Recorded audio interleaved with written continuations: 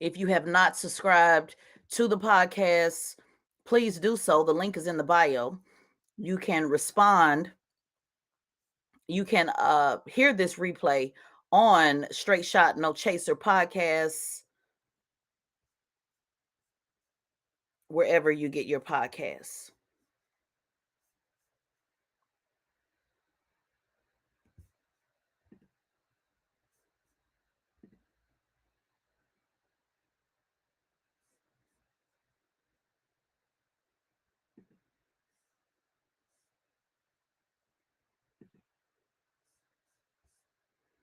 Starting here briefly, I want to get all of my, I want to make sure that I'm streaming simultaneously because this message is very important.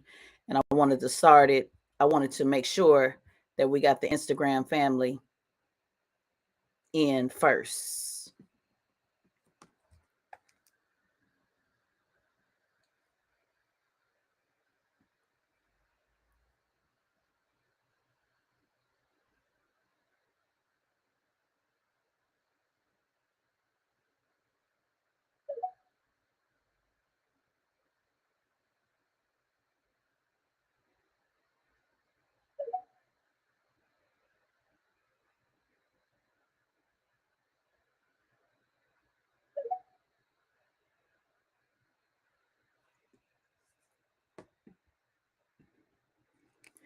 Welcome to the Straight Shot No Chaser podcast on the Black Effect Podcast Network on iHeartRadio. This episode is being recorded live on Twitter, YouTube, and Instagram. If you miss it today, oh, 1 second. We had the, looks like Twitter was playing a game. Okay, let's start this again. Welcome to the Straight Shot No Chaser podcast on the Black Effect Podcast Network on iHeartRadio. This episode is being recorded live on Twitter, YouTube, and Instagram.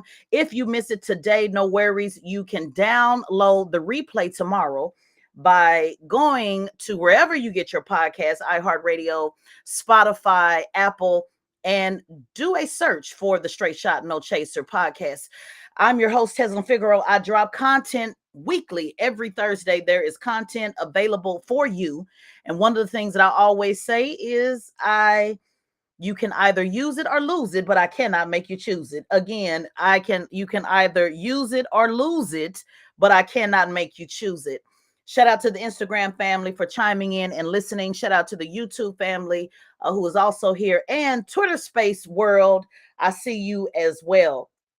I want to get straight into this. Again, this is a live podcast. So that means, although I do appreciate those who download content and re-upload it, this particular episode does not have permission. You do not have permission to reload this on any of your platforms. You certainly can share, but not to download it to your YouTube podcast, because it will be made exclusively on the Black Effect Podcast Network on iHeartRadio.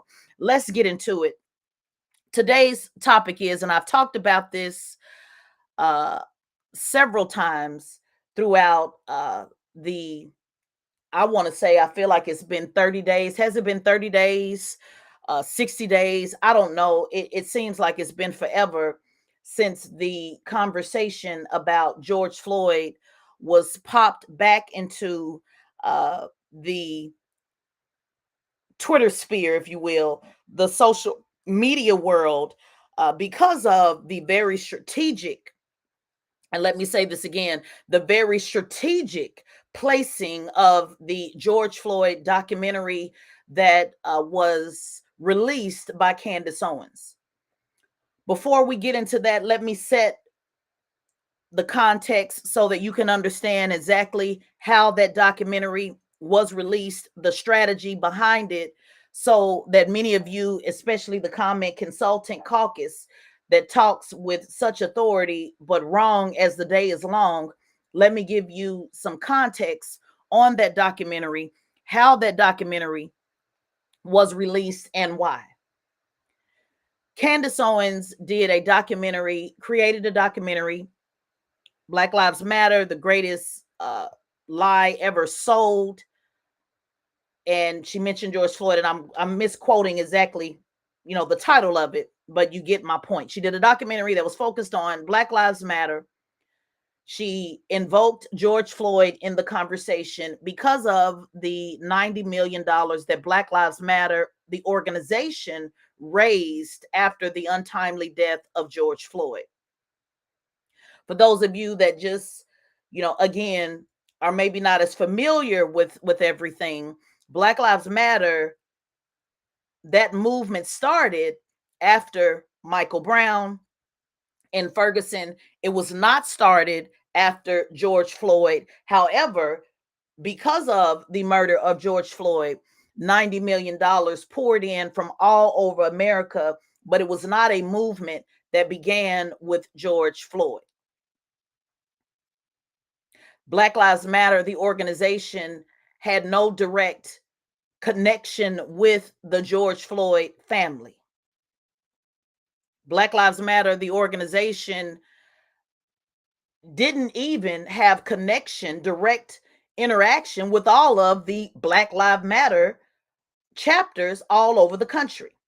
In fact, if you go back and Google and do a little bit of research, instead of just listening to what everybody tells you on social media, you will find that many of the Black Lives Matter chapters challenged Black Lives Matter, the organization, for not supporting them, not being engaged, not being on the ground.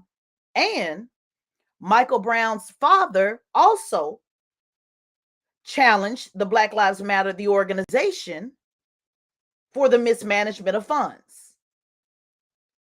So to me, it would have made more sense if Candace would have connected with Michael Brown's father, who was actually a family member that actually challenged Black Lives Matter, the organization.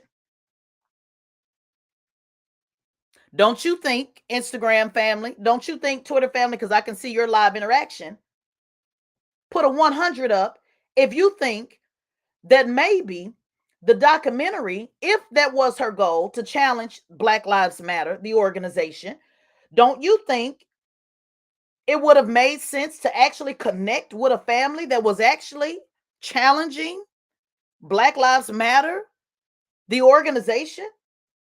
Just put a 100 up if that just seems like that would have made logical sense. I don't know if you've watched the documentary, but I have, because I don't have the luxury to sit around here and talk about things I don't watch. I know many of you say, well, I'm not going to watch it. I don't want to give it the money. I respect that. I have to watch it, though, because I can't just sit around and talk about things out my ass.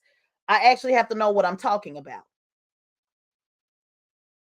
And in the documentary, Michael Brown's father, who actually sued Black Lives Matter, the organization, was never mentioned. So Candace's goal was about connecting it to George Floyd because she knew, from a media standpoint, she's very good at media strategy. She knew that would be the big fish. That would bring the most conversation. That would bring it would sensationalize it in a way, because many of you have moved on past Michael Brown. You don't mention it at all. And I'll get into that in a second. Many of you don't mention Michael Brown and you've moved past it. So the easier target was to attach George Floyd to the documentary title, because it was, in our generation's lifetime, it created the most movement. It was a global impact. So from a media standpoint, it made sense to her to attach it to George Floyd, instead of actually tackling Black Lives Matter, the organization, with an actual family member who actually is suing Black Lives Matter, the organization. I want you to remember that as you're having these conversations, when y'all keep asking me, what about Black Lives Matter, the organization? On the Breakfast Club in June, for those of y'all that give a damn about the truth, on the Breakfast Club in June, I said that families need to be more vocal after they get the lawsuit. Let me say it again for the clowns that's running around saying I'm cooning. I've never been a coon. I actually thought that was hilarious, by the way. But I said in June that I wasn't getting on another stage until this administration was called out, which is why one of the reasons I'm going to the FBA rally this weekend in DC. I'll get to that in a moment. A lot of y'all don't like that either. So Candace does the documentary. It was scheduled to come out June 19th, the same day Civil was scheduled to air on Juneteenth. She postponed the documentary coming out because when she mentioned it a few weeks prior, it got a little bit of traction, but not the traction that it got after she rolled it out this way, which is why we've been talking about it for what, 30, 60 days now at this point? Seemed like it's 60 days. It's definitely been over 30 days. So she put it out there, but it did not get much traction. She was going to release it the day after Civil was scheduled to release on Juneteenth.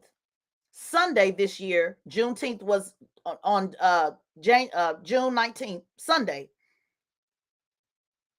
And her documentary was scheduled to be released the next day. It didn't happen.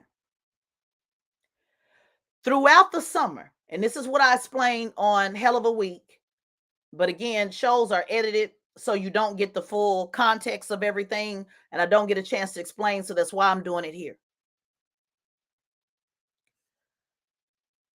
Throughout the summer, Ray J and Ye were asking people, and I'm not going to throw out names because it's their story to tell, but Ray J and Ye were on the back channels in the movement, in the social justice movement, asking people to defend them against Kim. Ray J wanted to deal with the 20-plus-year-old sex tape, and Ye wanted to deal with the matter of his children. Let me say it again for those of you that like to post comments and speak with authority, not being in connection with any of these people. Let me drop this T on you so that you can run with this. Ray J and Ye were in the back channels in the social justice movement all summer long, asking movement voices, movement activists, movement leaders, whatever you want to call them, to speak up on their behalf against Kim Kardashian. Again, let me say it again for those who are just joining. Let me say it one more time because I want to make sure that you get this as you're having this conversation.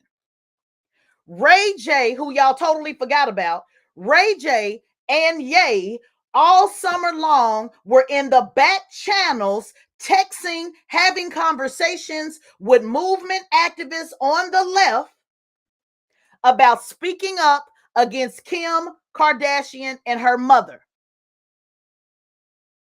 For you Yeyites that's been constantly posting about Kanye, and this conversation has been conflated with a bunch of different topics, I want you to understand how Ye got in the conversation with George Floyd. Not telling you what I heard, but telling you what I know. How do you know that, Tezlyn? Well, y'all may not like Attorney Benjamin Crump, and you don't have to like it. Most of y'all on Twitter don't like him. I don't give a damn whether you like him or not. But I am his senior public policy advisor. I do not agree with everything Ben Crump does and how he does it. If you don't believe it, go listen to our Breakfast Club interview. For those of you that give a damn about receipts, I know some of y'all don't, because the lie is more entertaining than the truth, quoting Charlemagne. But if you go listen to the Breakfast Club interview with him, myself, and the director of civil, Ben Crump said out his own mouth that Tezlyn told me I must push the anti-black hate bill. He said it out his mouth. Shout out to you, Sonny. I see you in the building. He said it out his mouth, not my mouth. I didn't even want to tell it because to me, it ain't y'all business. But he said Tezlyn, I don't care what they're saying. This is what I told Ben, and y'all know who I'm talking about, especially on Twitter, because y'all know some of these Democrat pundits have really been against us fighting for the anti-black hate bill. And y'all know who I'm talking about. I don't have to say the names. Y'all can say the names. Drop it in the comments. When those same people tried to tell Ben, you don't need to talk about the anti-black hate bill because it's already covered,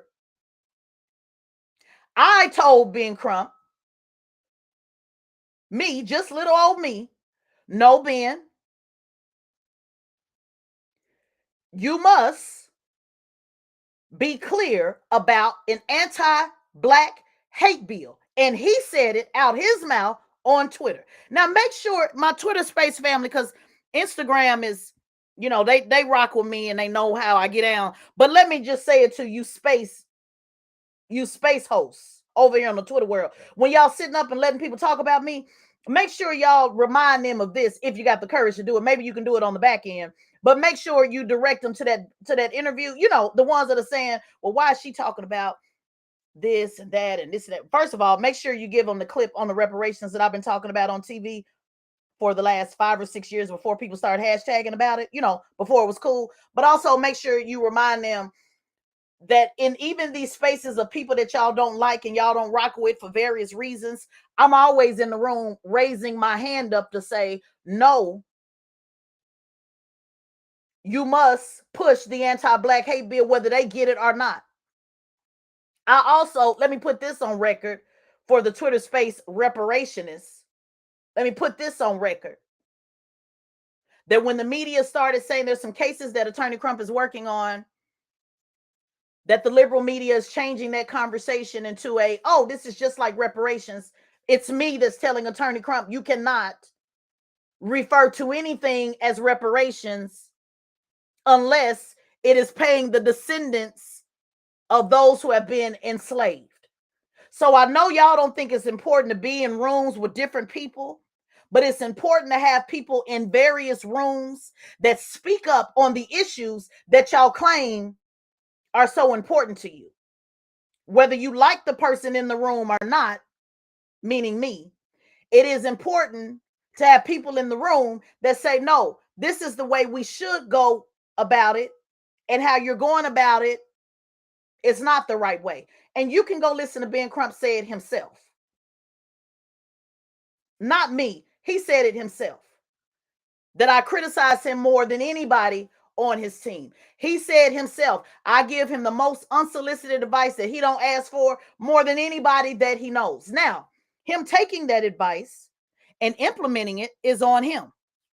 I can't control what people do with the counsel I give. All I can do is try to give them the truth, and they take it and do what they want to do with it.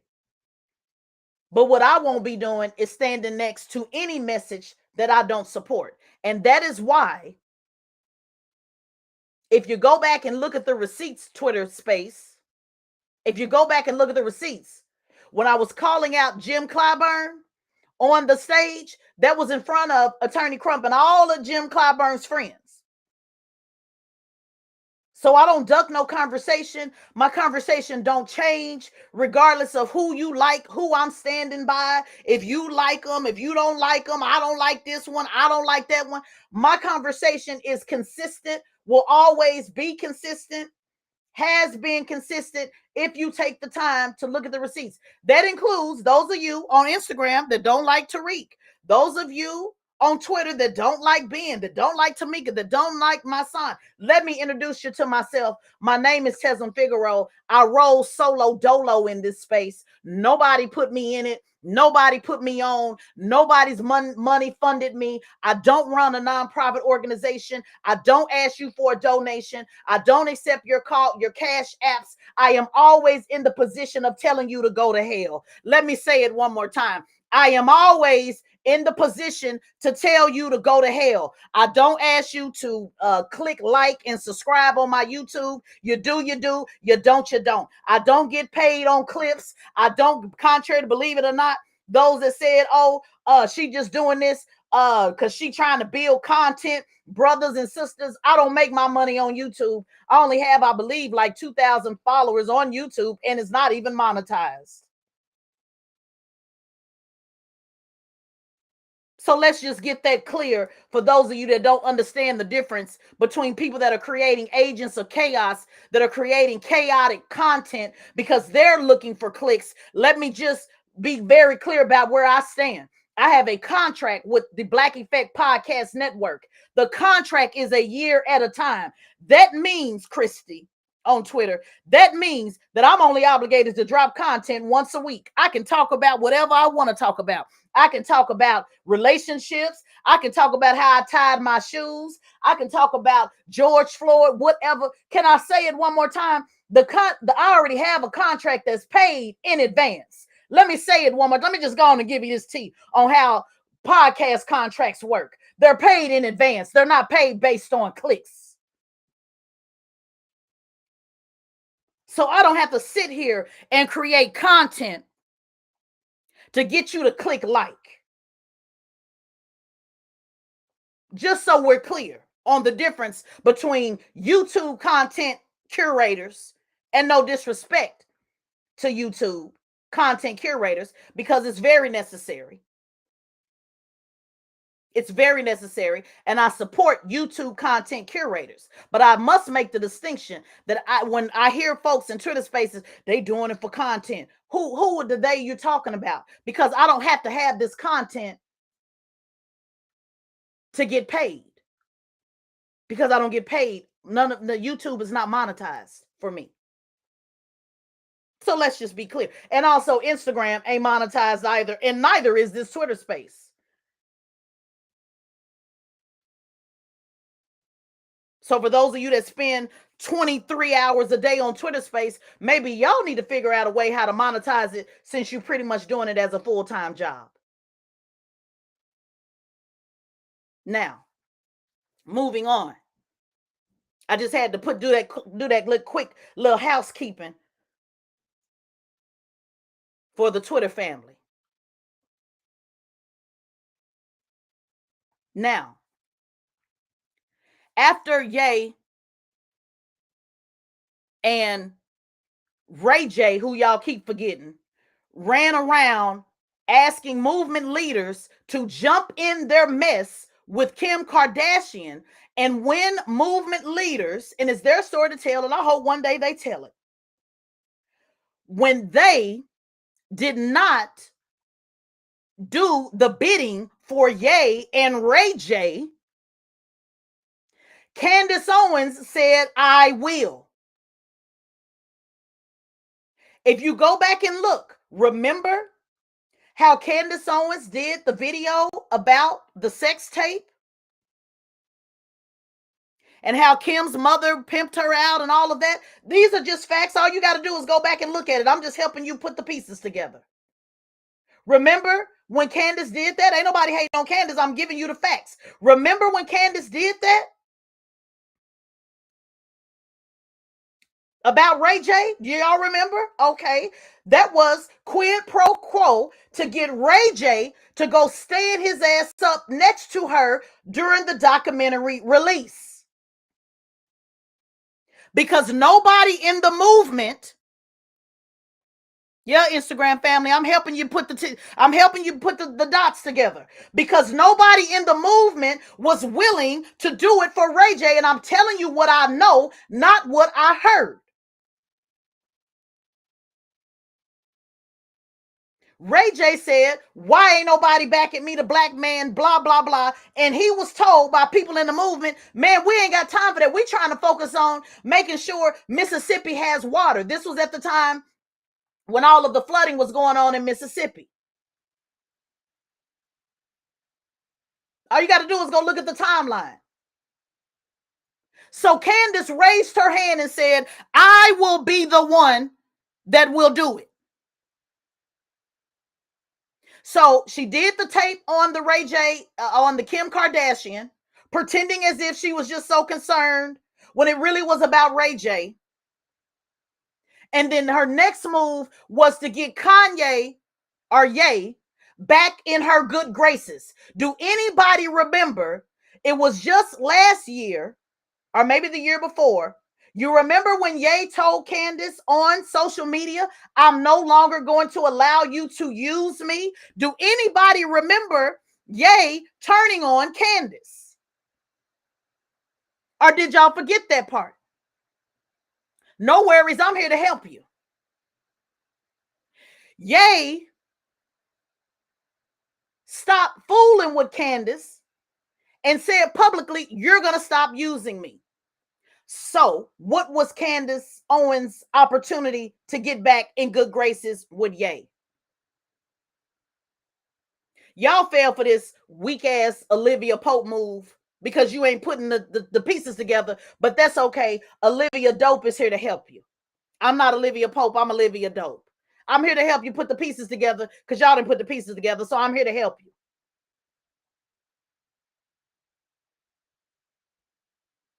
Candace saw it as an opportunity because Ye was in a place of vulnerability with what that man was going through with his children. And Candace said, this is an opportunity for me to get back in good graces with Ye. So she took on the Kim Kardashian issue to get back in good graces with Ye. And that is why you saw Ye with the White Lives Matter. And that is why you saw Ye at the documentary, the George Floyd documentary, because Candace needed a big fish, something that the media would cover to get you to pay attention to her documentary, and Ye fell for it, and Ray J fell for it because they needed somebody to go after the white girl that Ye left us for, using his lyrics, get money and leave your ass for a white girl. So Candace raised her hand and said, I'll be the one that will take up the mantle against Kim Kardashian. And what I need y'all to do is come stand next to me so the media will cover the documentary. That's how it all went down.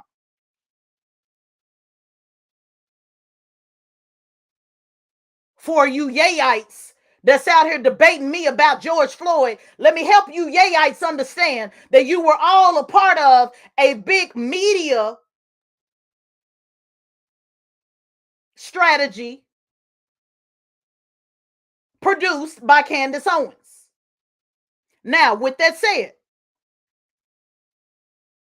one of the things about stirring the pot, have you ever heard of stirring the pot? One of the things about stirring the pot is, just so y'all don't know, it's when you put a whole bunch of shit in it. Since my people from Louisiana, shout out to you from Louisiana. Anybody know how to make gumbo? You put everything in gumbo. Everything goes in gumbo. Everybody makes it different. Different seasonings. Some do sausage, some do shrimp, some do seafood, some do oysters. You just put everything in the gumbo. And when you're eating a gumbo, you just eat whatever is given to you. Can I give you some game on what's been given to you, family? The gumbo that you guys are eating and sucking up and regurgitating and throwing up and eating it again and picking out. People are picking and choosing what part of the Ye conversation they want to run with. You have the Jewish community conversation. You have the black voters conversation. You have the black Democrats being used conversation. You have the George Floyd conversation. You have the Black Lives Matter, the organization conversation. You have the Black Lives Matter, the movement conversation. The pot has been stirred with so much shit in the gumbo that people are literally picking and choosing what they want to talk about and run with it. So if I say, I love this shrimp in this gumbo, there's going to be somebody on Twitter and say, well, what about the sausage? If I go on Instagram and I say, man, I love these oysters, somebody on Instagram gonna say, well, what about the shrimp? It is designed to keep you distracted off the main thing. And a lot of you are so busy not understanding how these issues sometimes intersect, but sometimes they don't. It is just a convoluted conversation that has you conflating a bunch of bullshit all together, and people are picking and choosing what's important to them, and you're forgetting about the main thing. What is the main thing, Tezlyn? Let me help you out. Black brothers and sisters, those of you who are black for real, not those of you that got avatars and pretend to be black, not white liberals and white conservatives that like chiming in on black issues. Let me remind you what this food is about that I'm giving you today. Do you realize that you have more a chance of being murdered by police than you do behind becoming a billionaire? If you call 911 and you are black, let me give you some facts. If you call 911 and you are black, you are more likely, 5 times more likely, to be murdered by police when you call the police for help. I got to make that distinction, Christy, because they get it confused. I'm not talking about when you get pulled over and run from the police and folks say comply. I'm talking about the fact that 5 times more likely when you call the police for help and they respond to you for help, that you, shout out to Miss Jefferson, killed in Dallas, Texas, inside her house. When you call for help, you are 5 times more likely to be murdered by police. And how many black billionaires do we have? We can count them on 2 hands at best. So the chances of you being more closer to a George Floyd versus you being a billionaire, I think the odds are more in favor of you being a George Floyd before you will be a billionaire. So while you are running around talking about Ye's money that has not been invested in the black community, you might want to talk about our current elected officials passing the George Floyd Justice and Policing Act. Because I ain't seen that trend yet. I ain't seen that trend yet, Spacious, Twitter Spacious. I ain't seen a trend yet about passing the George Floyd Justice and Policing Act. And I think this will be an ideal time to talk about why we need to pass the George Floyd Justice and Policing Act.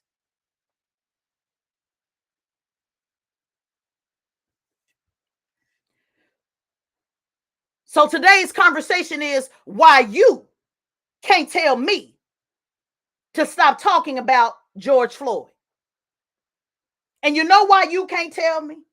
You know I'm a bootleg pastor, so I like calling out names. Instagram, do you know why they can't tell me? Do you know why, Christy? Because it's been over 100 days, 100 weeks since George Floyd has been murdered. It has been over 100 weeks since George Floyd was murdered, and I have not missed a week that I have not talked about George Floyd Justice and Policing Act either on TV, in print, on radio, or in conversation. Let me say it one more time to you. Last week, just start talking about it last week when Ye told y'all to talk about it, when Candace told y'all to talk about it. Tezlyn Figaro has been talking about the George Floyd Justice and Policing Act for the last 100 weeks plus. How a week ain't went by. So I'm talking about the same thing that I have been talking about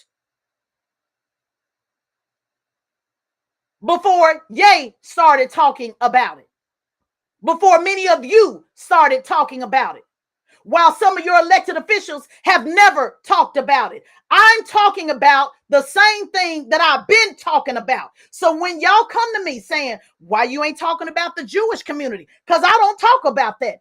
Surprise, surprise, I'm actually consistent. I'm talking about what I've been talking about. And Ye don't get to give me my talking points. He may have given you your talking points, but he don't get to give me my talking points. And if you want to talk about the Jewish and the Muslim relationship, then you should probably go over to the brothers. The Muslims have been talking about it because they've always talked about the relationship between the Jewish community and the black community. So go over to their page and talk about it. I'm not a Muslim. And I damn sure ain't going to be converting to one anytime soon. I like wearing my cleavage. So I'm not converting to be no Muslim. So if you want Muslim talking points, you need to go over to Brother Ben X been talking about it. In fact, the Revolt show that drops tomorrow, let me say this for you reparationists and spationists, Twitter spaces, and all of the like to put the ISC behind whatever it is that y'all say y'all pushing. I invited Brother Ben X to come on the show and give his position, and he declined. Just so we're clear. Just so we're clear. So if you want that conversation, go over to the Nation of Islam. They're talking about it. They got books on it. They got conversations on it. That ain't my lane. If you want to talk about the rap labels and the rap community and who run the rap industry and who run the rap labels, it will behoove you to go talk to a rapper, because I ain't a rapper. Do y'all get that? See, Ye talking about how the media controls the conversation. Y'all not realizing how Candace and Ye controlling y'all. Candace and Ye is controlling y'all to talk about how they control the media. Y'all didn't put that though. Y'all didn't put that part together. But see, guess what? They don't control me. I'm talking about the same thing I've been talking about.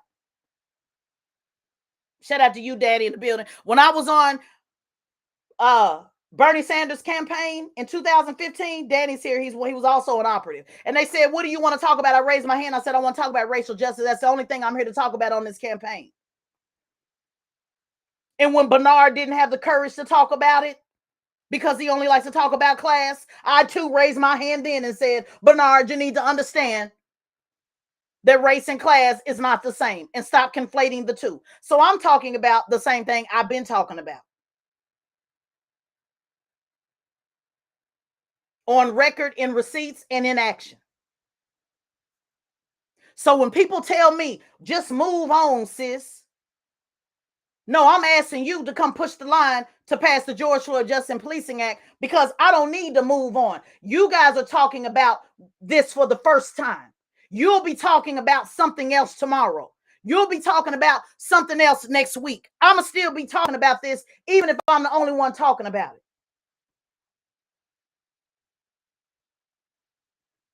Now, let me address the interview that's coming out tomorrow with Tara Brown, George Floyd's cousin. Let me put this on out here to the spationists, the Twitter space people. With y'all with this, stop piling on Ye.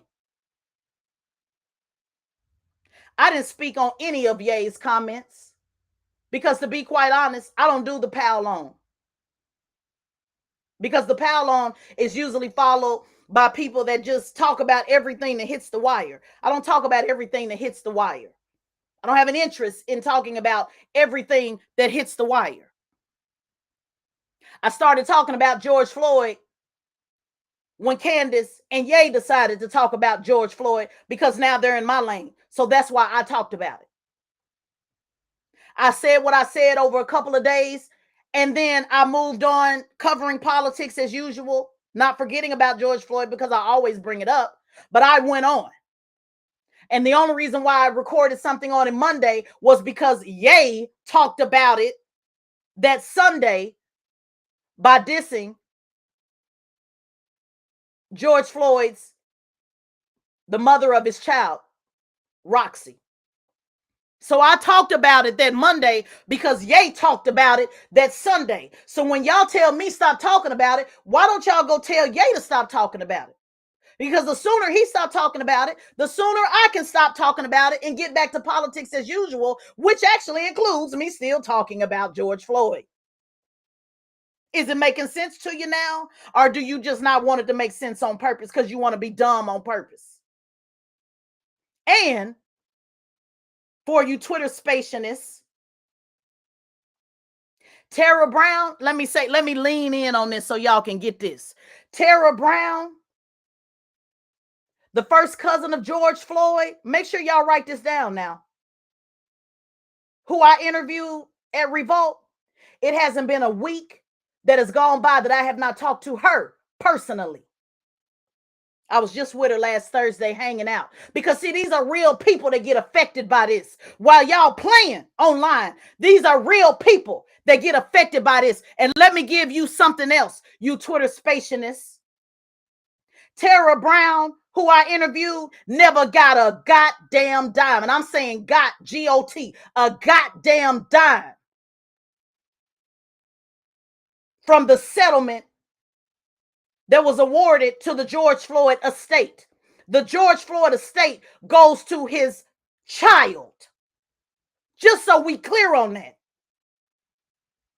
Let me say it again. Tara Brown, and I need Marcellus on Instagram. Make sure you're writing this down for these comment consulting clowns. When they say, well, didn't he give y'all $2 million? In case y'all don't hear Stephen Jackson's message, let me give it to you again. Tara Brown, who I interviewed, never got a damn dime from the $27 million or any of the money raised on behalf of George Floyd. It went to his estate, which is his child. Just so we clear. You professional dum-dums that like creating up shit that you don't know what you're talking about. One of the questions on Instagram say, why does it go to his child, not his family? Let me clear it up for those of you that ain't never been in family court. Let me clear it up. When somebody passes away, the spoils goes to the next of kin. His next of kin is his child.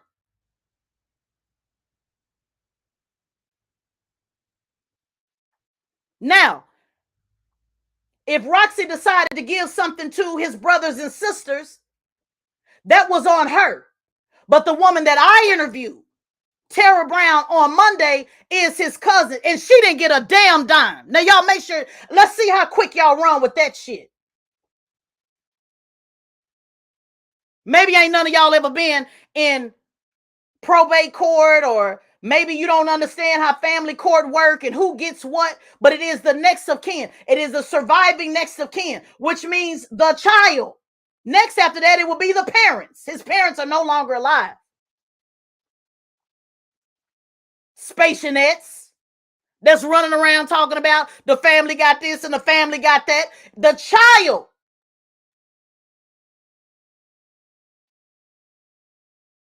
And she won't get to spend that until she's of age. Did y'all ever put that together, or did y'all just talk on Twitter? Let me take a little bit of sip of my coffee while y'all think about that. Now, the mother of the child has access to that, sure. But I need some of y'all to understand how family court work. I need some of y'all to understand how next of kin work. The estate of George Floyd is managed by one person, and that's the mother of his child. So when y'all running around talking about, didn't the family get $2 million, which is incorrect, by the way. He donated $2 million to all of the families, and it was divided up among all the families, like Breonna Taylor's family, George Floyd family. I believe it was a couple $100,000 that she got from that. And I'm one of the first ones to say give it back. But even that doesn't allow somebody to continue to re-traumatize their family. And yes, let's put it on the record. I said it on Hell of a Week. Not only should Candace Owens be held accountable, she also deserves a fade. So you have not seen me not say that Candace Owens is not responsible for this mess. In fact, she's even more so responsible because Kanye is in a vulnerable place and she's taking advantage of him. Yay, come on home. Get you some collard greens and some macaroni and cheese. Let the sisters heal you, because what you're doing ain't it.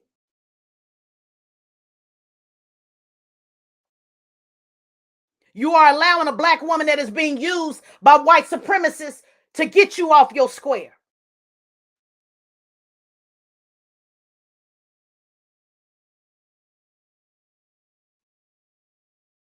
And the black woman in me,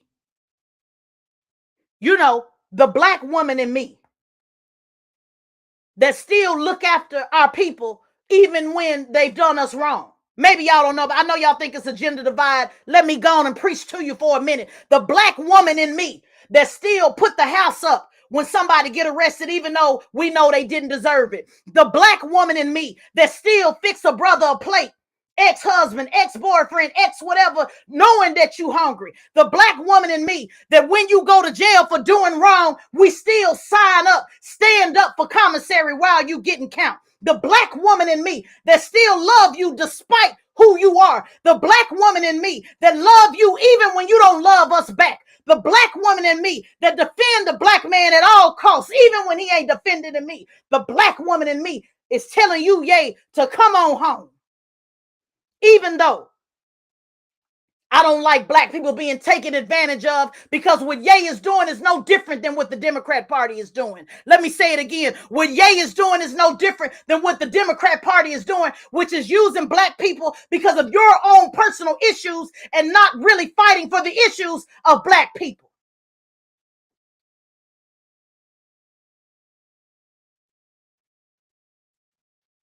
So if I got to make a choice between what black man I'm going to stand up for, if I'm going to stand up for the billionaire black man, or am I going to stand up for George Floyd that had $20 a counterfeit in his pocket, I'm going to go with the least of these.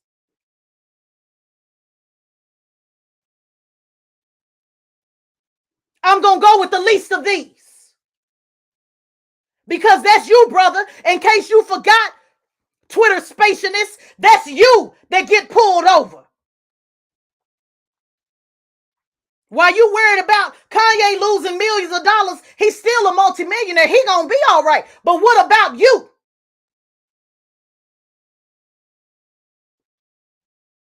So the real black woman in me is fighting for you when you don't even have enough sense to understand that the black brothers and sisters that are fighting this issue, we're fighting even for those that don't even know that there is a fight at hand. Now, you can get caught up in the record deals and all of that. I'm talking about the least of these. The everyday black man and black woman.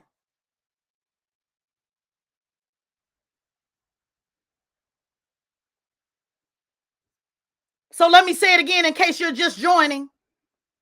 And make sure you rewind this. That interview tomorrow with Tara Brown, she never got a dime. And she doesn't stand in position to receive a dime of any lawsuit, because it only goes to the estate of George Floyd. That was his first cousin that shared a room with him. That was his first cousin that I'm in contact with on a weekly basis since this happened. So you Twitter spacialists don't know what the hell you're talking about. You Instagram comment consultant chaos caucus leaders don't know what the hell you're talking about.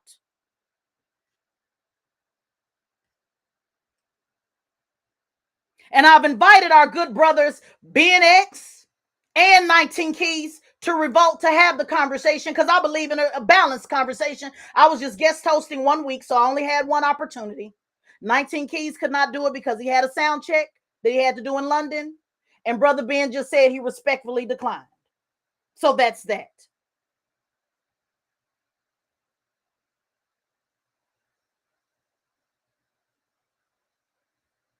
Let me put this on the record too, for you Twitter spacialists. You ain't seen me one time defend Black Lives Matter, the organization. Let me sip that because I know you didn't hear it. So my mama used to say, before you respond, let it sink in. So let me say this one more time. You have not, and you will not see me defending Black Lives Matter, the organization. Let me take a sip on that so that it can sink in.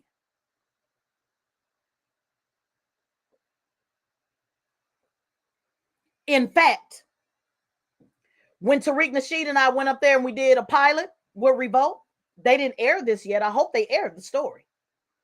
This is how much y'all don't know what y'all talking about. We did a whole show on Black Lives Matter, the movement, versus the organization. And you have not, and you will not. Can somebody remember this? Can 5 people remember it on Twitter? So when y'all in these Twitter spaces, we can be clear about where I stand. Can somebody remember it on Instagram? Can 4 or 5 of y'all remember this? So that way, when they come tell these lies, y'all can be clear about where I stand. You have not seen me defend Black Lives Matter, the organization, and you will not, because I too want to know, where is the money? Let me say it one more time, Christy, because they didn't get it. I too would like to know, where is the bread? And yes, close to 40 million of the 90 million did go to various organizations and families. But just like you, I want to know where the rest of the bread is. But I don't talk about it every day, all day, because I never gave him $1 of my money. I was too busy standing on the front line willing to give my life. So I didn't have to do no donation. I was donating my life to this. So I didn't have to do no donation. So they don't have my money. So really, I'm not in position to ask nothing. But if you gave your money to Black Lives Matter, the organization, then go ask them where the money is. Go ask them where the money is. I encourage you to do it. Go do it. I say again, if Candace was serious about doing it, why she didn't get with Mike Brown's daddy? He the family member that literally called out Black Lives Matter. Why didn't she? Oh, that's right. Because she knew that story wouldn't trend. So she had to attach it to George Floyd. And she had to try to make some reason on why she came out against George Floyd in the beginning when he was murdered. So this was her way of trying to justify that bullshit that she said. And if you watch the documentary, you will learn that the majority of the documentary is a white apologist documentary on how white people were so traumatized during the looting. Sitting down with folks that said, oh man, I just didn't know what I was going to do. I lost my stuff. Oh my God. They had a pinata and they beat a pinata of me. And I just didn't know how to explain it to my son. Oh my God. Candace is Candace. Oh my God. They did that to you. Oh my God. How tragic that is. She's more moved by a woman having a fake pinata beat up in the street than she's moved about her own brother having a knee on his damn neck.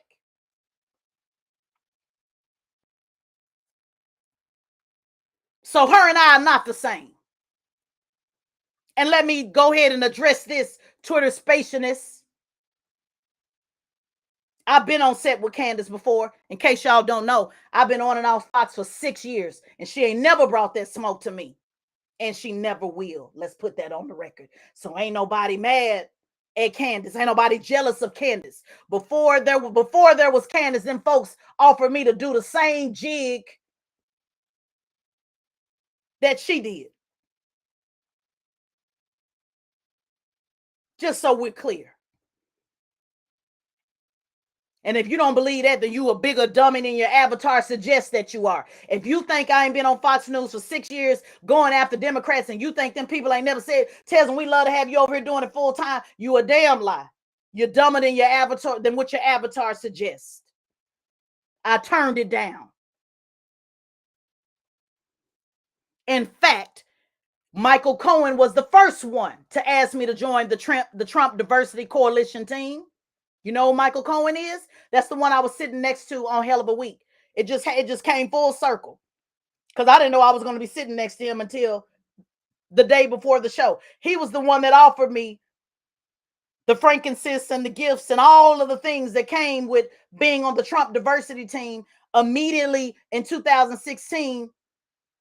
As soon as Bernie Sanders lost the nomination, Michael Cohen was the first person when I got off the set at the DNC convention that offered me all of the diamonds and golds and riches. This is when Candace was still a Democrat. And guess what? Michael Cohen ain't the same. He done ratted out Trump, went to jail and some more shit. But glory be to God, I'm still the same. I'm the same Tezlyn I was when I told him no. The same Tezlyn that was sitting by next to him 2 weeks ago on Hell of a Week. I don't change, and I'm not changing, and the receipts are there to prove it. Now, you can make up what you want to make up in your own world to fit your own narrative, but the receipts tell it all.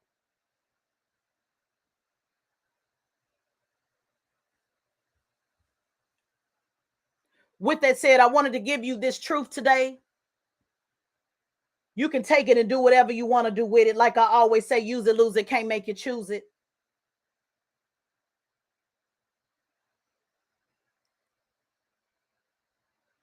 Let me recap quickly for those that just got on. Go back and listen to the broadcast. What happened with Ben X? I don't know. He just said he respectfully declined. But that's fine. Maybe he had a conflict. I don't know. I've been on panels with Ben X before too. Conversation with the Streets. Gorgeous Dre, also named Andrew Taylor. You may remember by Gorgeous Dre. He brought me, Brother Ben X, and Tamika to Seattle a few years back.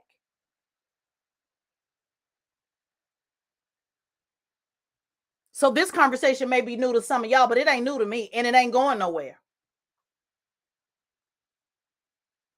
It's been up with me. It's going to stay up with me. Now, let's see if 5 of y'all got the audacity to go tell your local election official to pass the George Floyd Justice and Policing Act, because that will serve you better than a new pair of Yeezys. Just so we clear. And you can still defend your brother. If you want to defend your brother, defend him.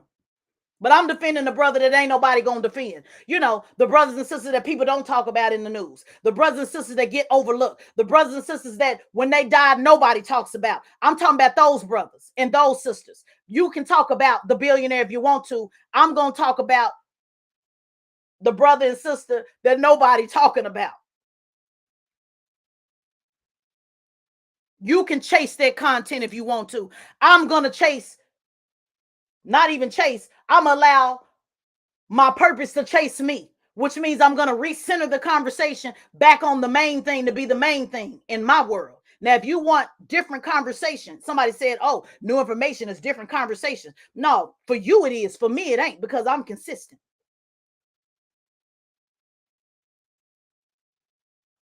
Shout out to Sonny Johnson, one of my favorites. She's on Twitter Space, one of my favorite conservatives.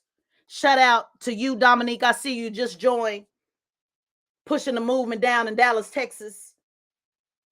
He's on the left, Sonny's on the right. I literally got my phone on the right. Sonny's literally on the right because I got my Twitter Space on this phone. I see Brother Dominique on the left, who's literally on my left on my other phone on Instagram. This is how I've been getting down. And this ain't been just yesterday either. You ain't got to like me, but your damn show got to respect the work.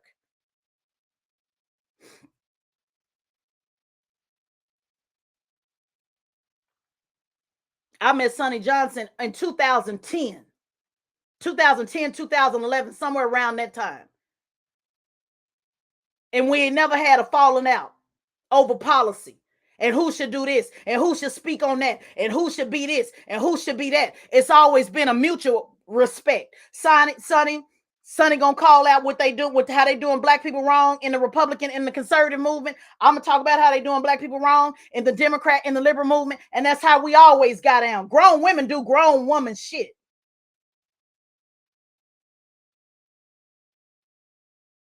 Before it was Candace, by the way.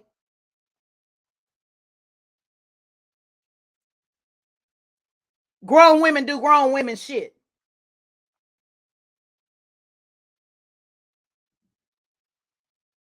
And it's so funny because if you go watch Michael Moore's second movie, they have a clip of Sonny on TV and me. They didn't show us talking. You know how movies show, like, when they were like, oh, the news was covering this. Out of the, I want to say, millions of clips. Because think about how many times people on TV, how many times a day is somebody on TV? So out of the millions of clips, somebody go to the movie and say, Tezlyn, I saw your face across the scene on the movie screen. I go to the movie, I see Sonny. I'm texting, girl, you in the movie too. What does that say? Y'all not deep enough to get it, so let me help you get it. Now, some of y'all may not believe in the Bible and it's written by the white man and all that. Okay, got it, good. If I'm wrong, then I guess you ain't got nothing to worry about. But what if I'm right?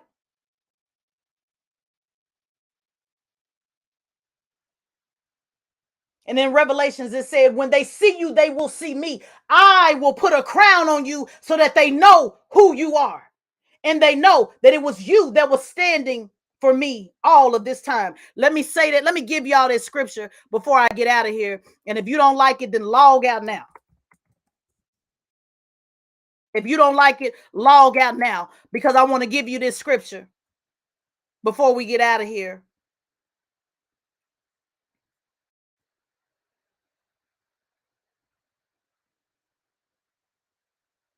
I love the Message version. You have different versions, King James version, New International version. I like the Message version because it speaks in a very clear language. It speaks in a very clear language. This ain't hocus pocus. This ain't you got to be deeper consciousness to get this. It's just written in the word.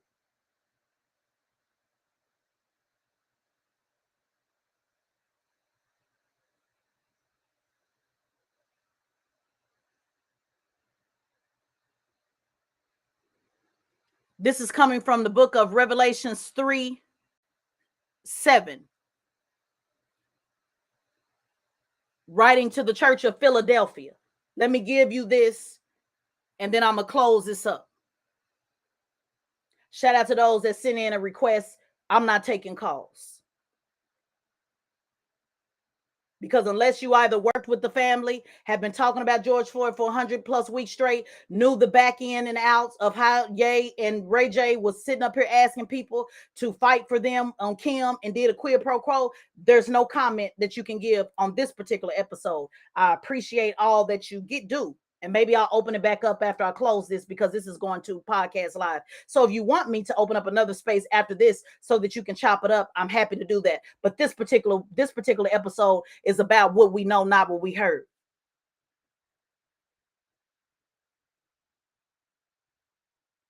So before I get out of here, I want to tell you this, that what it says in the word, specifically to my sister, Sonny Johnson, that has been pushing behind the scenes in the conservative movement. And if you are a Black conservative, then I suggest you follow her.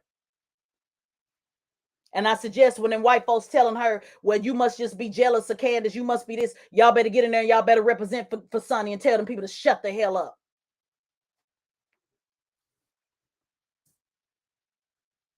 Because I support Black conservatives who are pushing for Black people and Black issues. I support Black liberals who are pushing for Black people and Black issues. I am an independent. I'm neither one. Revelations 3:8, it says, I see what you've done. Let me say it again. Sonny, I'm speaking directly to you. I'm speaking directly to you, sister, because when I saw your face on the movie screen, they didn't ask for, can I put your picture up? They didn't ask me, and they didn't ask you. Somehow it was randomly selected. Somehow it was randomly selected out of the millions of clips. And we were only on the screen for about 2 seconds at best. So it wasn't about you leaving the movie saying, oh, I saw Sonny and I saw Tezlyn. That wasn't what it was about, Sonny. But can I tell you what it was about? And if don't nobody else get this, Sonny, I need you to get it. It says, I see what you've done. Now see what I've done. I've opened up a door before you that no man can slam shut. You don't have much strength. I know this. You used what you had to keep my word. You didn't deny me when times were rough. And watch as I take those who call themselves true believers, but are nothing of the kind. Let me say that one more time. And watch as I take those who call themselves true believers, but are nothing of the kind. Pretenders whose memberships are in the club of Satan. Watch as I strip off their pretensions and their force to acknowledge that it's you that I've loved. Because you kept my word in passionate patience. Woo. Because you kept my word in passionate patience. That's why Sonny be real loud. When I be listening to Sonny, I be like, oh, she loud, she's screaming. Let me turn the volume. Because she projects being really patient with this thing. Oh, Tezlyn, I don't like it. You just be going in. You just be going off. See, I don't know. Maybe because it say, because you kept my word in passionate patience, I'll keep you safe in the time of testing. Because the time of testing will be here soon, all over the earth. Every man, every woman, and every child will be put to the test. I'm on my way. I'll be there soon. Keep a tight grip on what you have so that no one distracts you and steals your crown. It says, and this is directly from the word, you ain't got to believe me. The word says so. It said, I'll make each conqueror a pillar in the sanctuary of God, a permanent position of honor. And then I'll write names on you, the pillars, the name of God, the name of God's city, the new Jerusalem coming down out of heaven, and my new name. Are your ears awake? Listen to the wind words, the Spirit blowing through the churches. See, that's what I live by. When y'all playing on social media, that's what I live by. When y'all playing with the name of George Floyd, whether you like him or not, whether he was on dope or not, whether you think that he shouldn't have laid on the ground or not, whether you believe he shouldn't have complied or not, my God says that I saw you keep a passionate peace.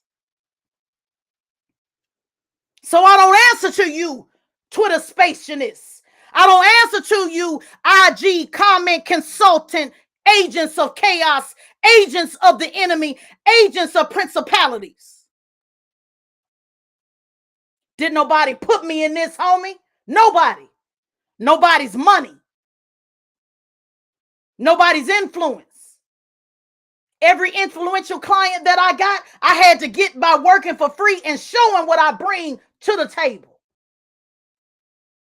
And I ain't slept with none of them.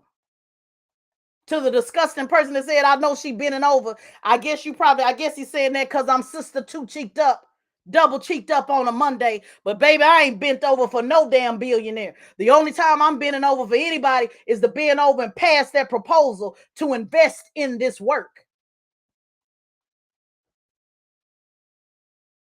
So let's get that straight right now. Some of y'all, let's just go there for a moment. Let's just go there for a moment. Some of y'all didn't even know I was working with all of that. Can I take a sip of coffee so they can marinate in your spirit right quick? Some of y'all didn't even know I was working with all of that because you're on my page because what comes out of my mouth. My brilliance, not my booty. But just in case you're confused, the booty hidden too. Just in case any of you are confused. I am sister double cheeked up on a Thursday. Just in case you were confused. But that ain't why you're here. You're here because of this brilliance. That's why you're here. Shout out to Sonny Jackson. Sonny Johnson's also a spoken word artist. Her and I, when we connected in 2010, that's what we start talking about. We start talking about hip hop and spoken word in politics. Y'all didn't know that though. Y'all didn't know that.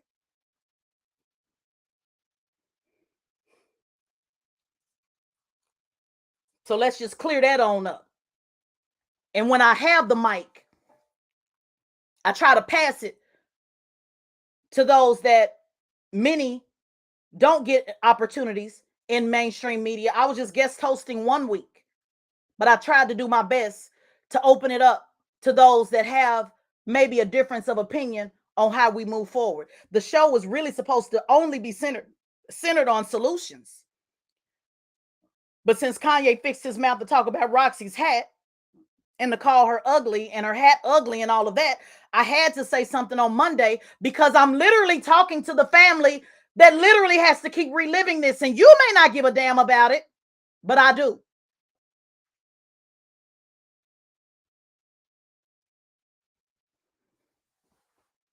Before we get out of here, make sure you text, push the line, all one word, to 66866.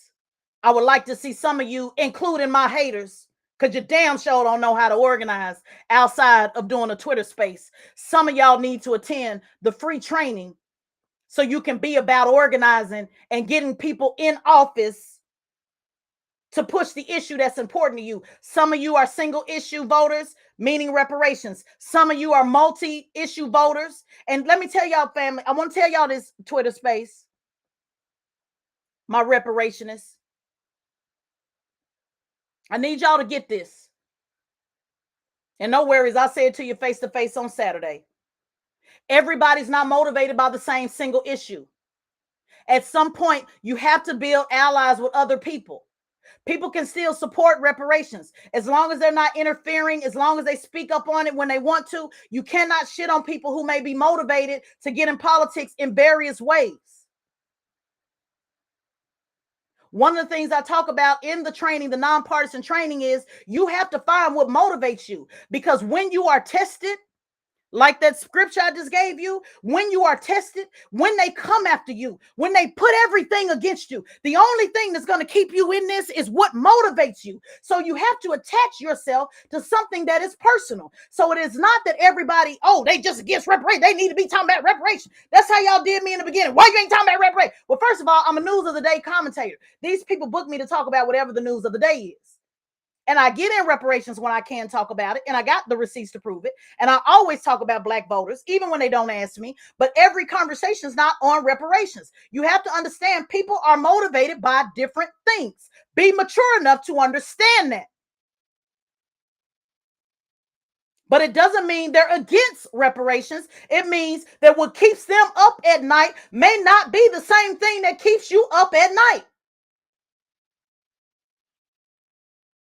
I have every right to be concerned about mass incarceration. I'm a child of the 90s. I watched all of my homies 5, 7 years, 10 years older than me get locked up behind the 94 crime bill. I brought the man, Arthur Clifford Spud Johnson, who I met in 1994, who saved my life in 1994. Can I talk to you for a moment? Who saved my life in 1994. And let me give you this so you can just know how God orchestrates everything. Since I'm putting you in my business. You know the night he saved my life? Can I tell you this? Can I tell you this, Sonny? Do you mind, Christy? Do you mind, Danny? Do you mind? The night that man saved my life, you know why now I'm even more motivated today than I was yesterday? The day that man saved my life was at a dice game that went bad. Y'all didn't put that together. It just gave me chill. How did we just lose our brother behind a dice game that get bad? Maybe some of y'all ain't never been in the back alleys at dice games. Maybe some of y'all ain't never been at the after hours. Maybe some of y'all ain't never been where they rolling craps 2,000, 10,000 at a time. See, I was. And the man that saved my life, Arthur Clifford Spud Johnson. Please go to cliffordspudjohnson.com, that did 15 years as a first-time nonviolent offender. He saved my life when a dice game went bad. And like they say in the hood, that's on my mama, that's on my dead mama, on my dead daddy, and on my dead brother's grave, on my dead grandparents' grave, and all of the other 20 plus family members that I lost in the last 20 years. That man saved my life when a dice game went bad and I was privy to see what I wasn't supposed to see. And it was him that said, leave her be. Y'all know. Y'all saw the tape. Remember when the brother walked past and said, don't ask me nothing? Y'all remember that? See, this was in the 90s. It wasn't no tapes around. Yeah, see, now I'm really wrapping this up for you Twitter spationists.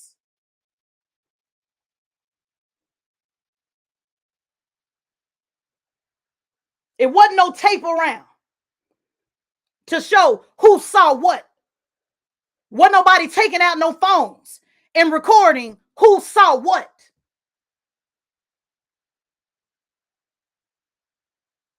So the night that I was privy to see something I didn't have no business seeing, it was that man,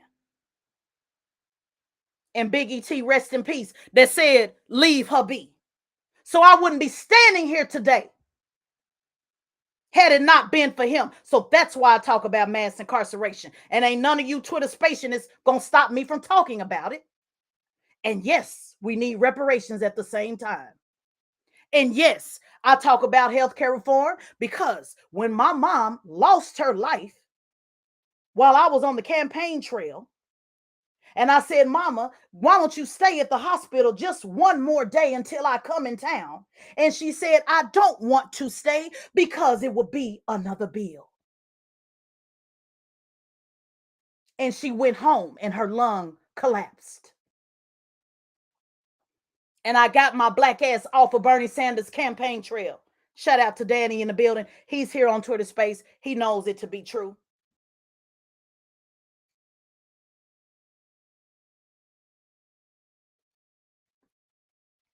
And I went and sat by my mother's bedside,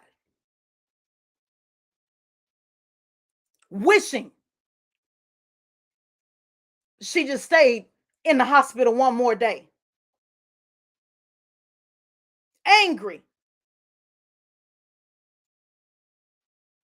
that Bernard Sanders and so many others don't understand the lack of health care in our community.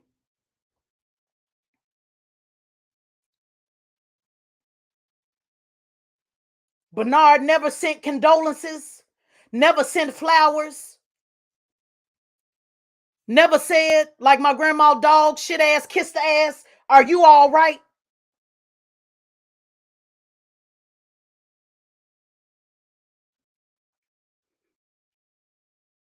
Even though my mother worked for the state, even though she had health care, it was inadequate.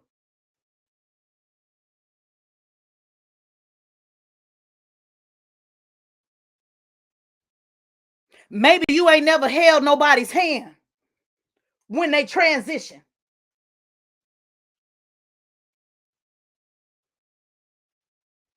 Maybe the decision wasn't all on you. I'm an only child, so the decision was on me.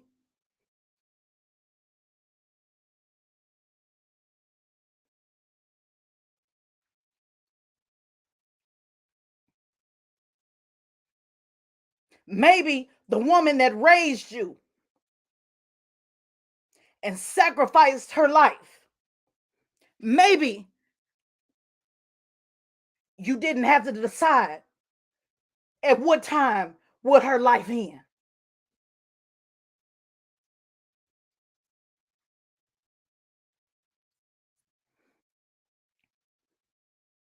My daddy died the same way. He didn't have health insurance at all. He had seizures constantly. The night before he died, he had back-to-back seizures. They said, Hilton, why don't you just go to the hospital? And my daddy, ironically, said the same thing my mother said. My dad passed away first in 2004. My dad died in 2016. My mother died in 2016. And my dad said, don't worry about it. I'm going home in the morning. I didn't know he meant home, home. So when you've lost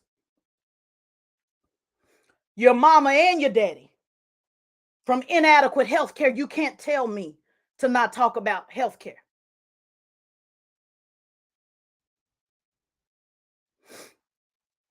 My grandfather, Grandpa Figaro, retired in the Air Force, served in 2 wars, retired at the post office, worked for the government, had the best health care you could think of, was still a very much active man, had a young girlfriend after my grandmother passed away, because she passed away due to breast cancer, lack of health care in the early 90s before there were treatments.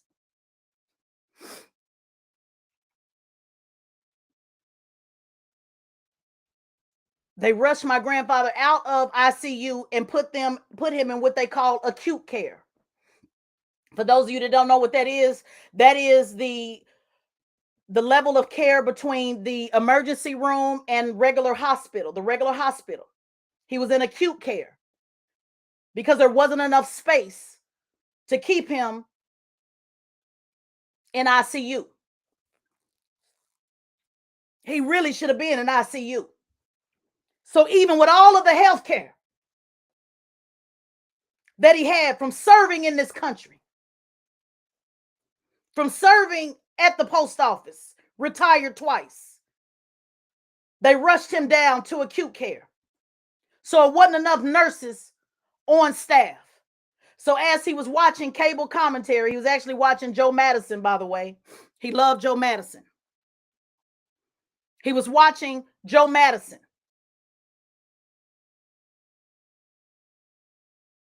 And my uncle was sitting there, and all of a sudden he stopped breathing.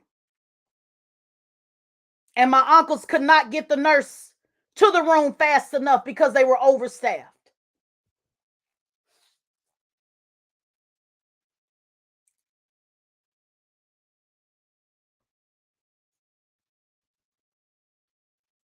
So you cannot talk to me about why I can't talk about healthcare. One last story on healthcare. And you can Google this and look this up. You don't have to believe what the Twitter spationists say about me. You can look it up. Monroe Bird in Tulsa, Oklahoma, 2015.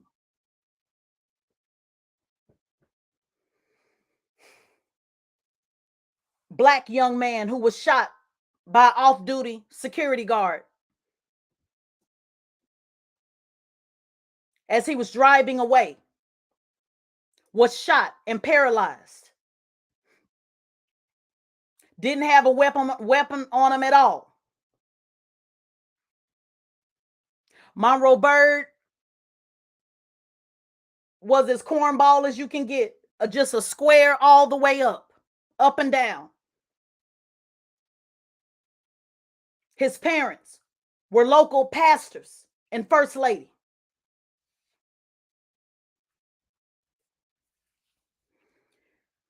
His dad, stepdad, ultra conservative. Tulsa, Oklahoma is very conservative. He is an ultra black conservative. In fact, he said, don't bring none of that Ben Crump racism stuff down here to Tulsa as it concerns my son.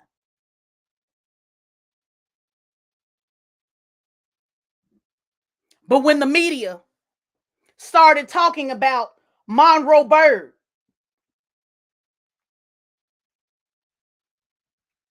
started dragging his name instead of the security guard that actually had a previous drug charge and come to find out actually had smoked weed earlier that day, was in his system. Instead of the media talking about that, they were talking about Monroe Bird.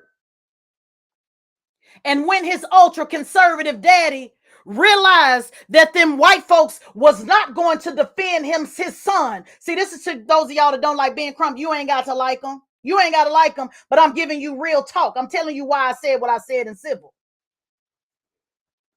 When the black conservatives and the white conservatives and nobody was going to stand up, that's when his family called me and said, Tezlyn, nobody is defending our son.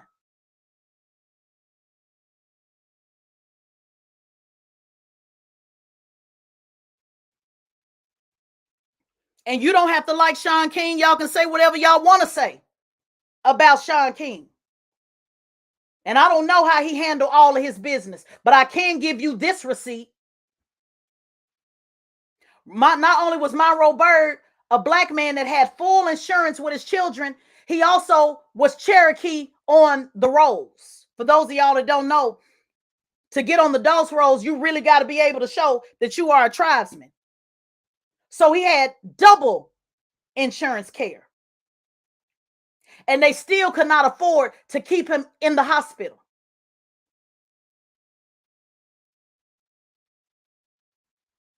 And Shaun King asked his followers at the time to contribute to his hospital bills. He wasn't dead, so this wasn't no ambulance chasing, getting money off the body of dead. He was alive and well. And they didn't have enough to get him the care that he needed. And they put him out of the hospital prematurely. And these are facts. You don't have to guess. You can Google. I was at the hospital the day that they discharged him from the hospital. I was on the camera, on record. I said that if you send Monroe Bird home, you are sending him home to die, because his family was not equipped to be able to take care of a paraplegic man. They didn't have the resources. They didn't have the help. They didn't know. And guess what happened? Monroe Bird died less than 60 days of them sending him home from a blood clot that he did not know that he had in his leg that went to his heart and killed him instantly. I'm saying all that to say that the Black community has many, many things that we need to focus on. Reparations is just one of them. And there's enough work and not enough of us doing the work that we can afford to have people, some people focus on things that motivate them, and you can focus on the needs that motivate you. Because I got news for you. If the government said all of y'all gonna get 300,000 tomorrow, 500,000 tomorrow, half of it gonna be gone in a year. That's just real. We saw how quickly it was for Ye to lose billions overnight. I see families get awarded millions of dollars, and the next year they don't have shit to show for it. So yes, money is important. I will push for reparations. I will push for cut the check.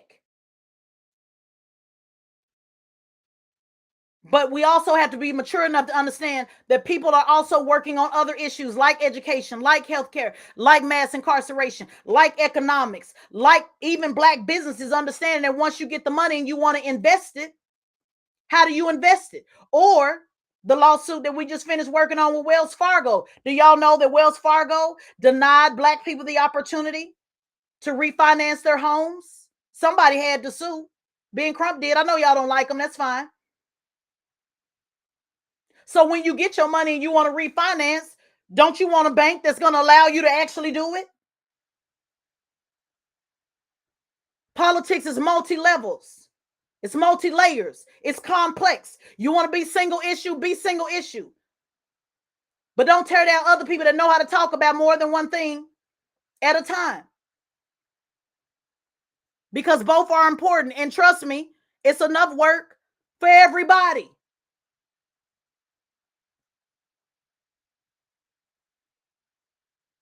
So I talk about politics. I talk about how to get up off your ass and actually do the work. And I got the receipts to prove it. So those of you that don't think I should be talking on Saturday at the rally, you're welcome to take my place. But before you take my place, here's the rules to taking my place. 1, you need to tell me what your first and last name is. Let's start with that.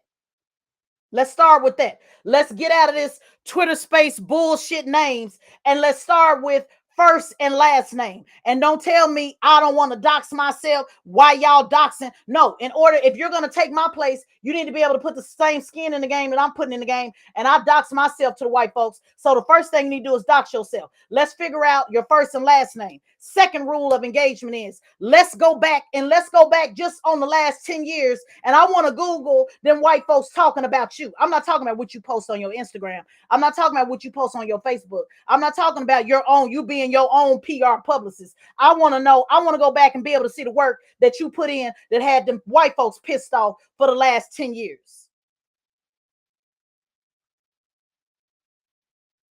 I want to see where anybody in white supremacy has called you anti anything.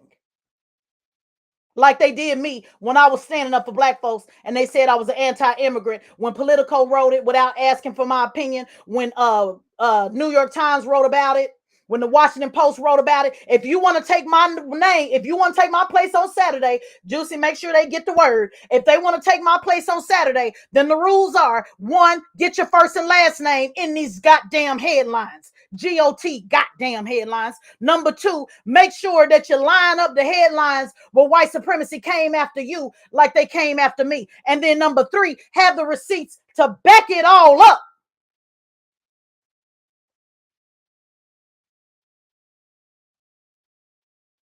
On Saturday, I'm talking about what I've always talked about, which is how to push the line.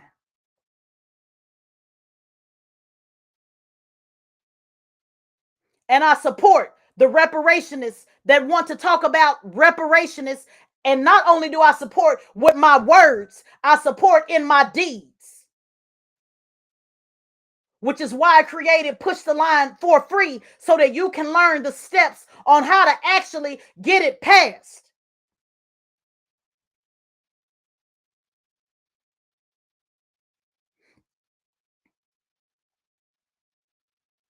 so that a lot of the people that are insulting you by saying you don't know how to get it passed, you don't know how to get it passed, I'm lending what I have to contribute to the movement to help you get it passed. Because guess what? Somebody's going to have to run for office. You're not going to change the minds of these people that have made their mind up to not support you. So that means somebody needs to run. Who's running in California? I ain't seen no Twitter space about that. Who's running in California?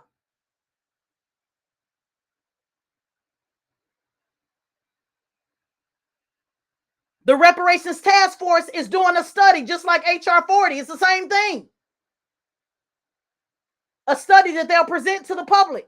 And yes, you need advocacy around that study, but somebody's going to have to vote it in. Who the hell is running to California in California? Who's willing to move to California to run as a House of Representative on the state level? Because if nobody's there to vote on it, it doesn't pass. And that don't happen by sitting up on Twitter space. Half of y'all on Twitter space don't even live in the same community. You're talking California people talking to New York. Let New York people put a battery in their back and vice versa.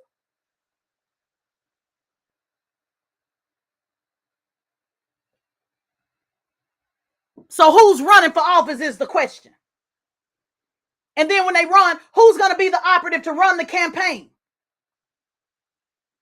Who's going to be the digital content manager? Who's going to be the director of communications? Y'all don't like Stacey Abrams and you don't like the ad she putting out? Go look and see who the director of communications is. It tells the story. That's why we need operatives to actually work behind the scenes. But ain't nobody going to hire you if you don't know what you're talking about. Those are facts. I know you don't like that, but those are facts.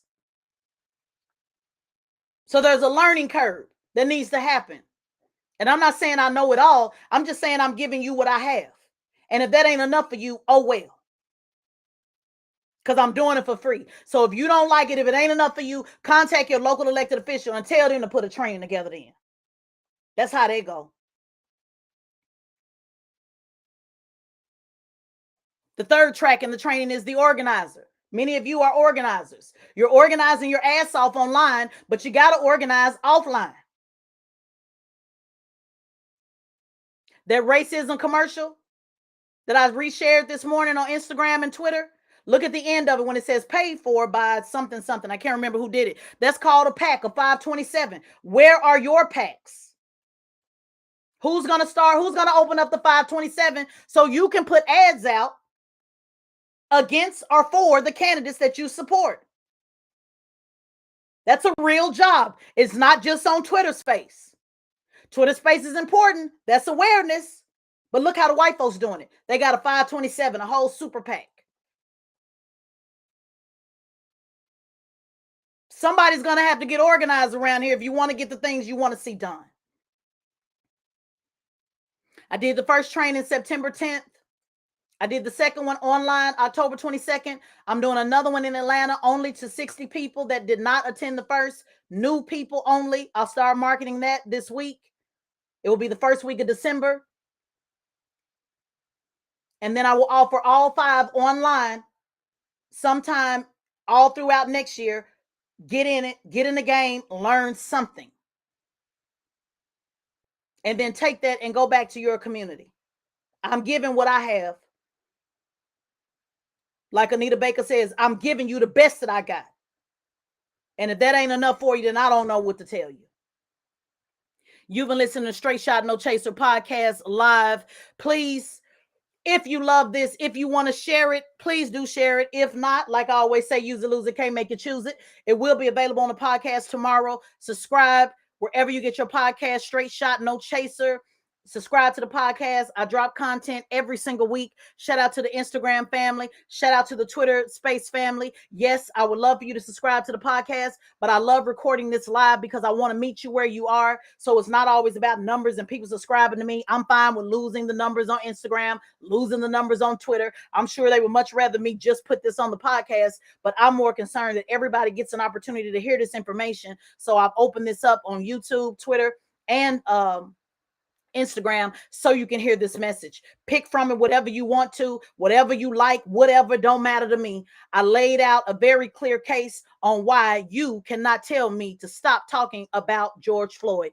In the meantime, I will keep on talking like I've been talking, and it ain't nothing you can do about it. On Saturday, I'll be at the FBA rally for reparations. Yes, I will be there in DC. Yes, I'll be talking about push the line. And yes, I got the receipts to back it up. And if anybody don't like it, then you get your ass out there and you start organizing on a yearly basis by the thousands with real results. And then maybe you too can be asked to speak at a rally. I'm not talking about just reading books and the scholarship, but I'm actually talking about doing the work. Less whining and more work. The receipts are the receipts. It's the receipts for me. It's the receipts over the rhetoric for me. That will be my message Saturday. It was my message last week. And guess what the breaking news is? It's going to be my message on next week. After the election, I'm doing a Twitter space. That is where I am going to take some calls. I've invited Sonny to give the conservatives perspective. Sonny Johnson, who's also here on Twitter space now. Follow her. I want to hear where conservatives are landing. We're doing this the Thursday after the Tuesday elections on November 10th. It will be recorded for Black Effect Podcast Network. I've invited Sonny to chime in because I want to hear the conservatives' perspective. I've invited Tim Black to chime in because I want to hear from the Black progressive perspectives. And guess what I'm going to do? Invite some Democrats, some real Democrats, not those who are just sitting up here on Twitter to troll, but really to hear the Black Democrat perspective. I want all three of those conversations. That will be all the way fire live on Twitter November 10th. So make sure you hit the reminder button for that. And then I will be doing Twitter live. I'll be taking over the Revolt handle for on actual election night to do some live tweets as we wait on the results to come in. I'm doing the Twitter space on Thursday because I don't think all the results are going to be in on Tuesday. I do think some of the states that will probably hold out, more than likely, probably Georgia, because I'm sure they'll challenge it. This race really does come down to Georgia, who controls the Senate. So I want to do it on Thursday because I want to give time to make sure all the real results come in and, get some time to actually kind of sit back and see what happened and, actually get some good analysis so that the commentators I bring to you can actually give you some thorough information. So make sure you follow me on Twitter for that. Other than that, definitely watch the Revolt interview that I did. I was guest hosting this week. It will be on Revolt Black News tomorrow.